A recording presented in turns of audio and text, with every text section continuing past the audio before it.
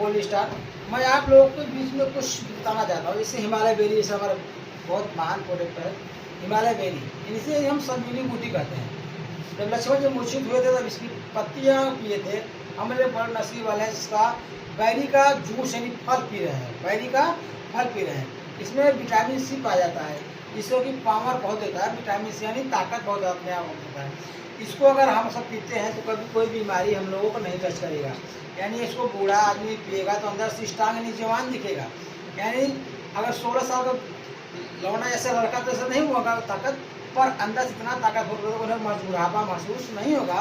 अगर एक टाइम पीते हैं तो अगर दोनों टाइम पिएंगे तो उनको नींद नहीं आएगी भरपूर, क्योंकि इतना विटामिन से इतना ताकतफुल है हमारा हिमालय बेरी।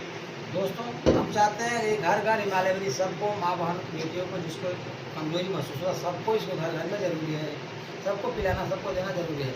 इसलिए हिमालय बेरी सबको जरूरत है, सबको लेना चाहिए। गुड एमसी दोस्तों, लव यू।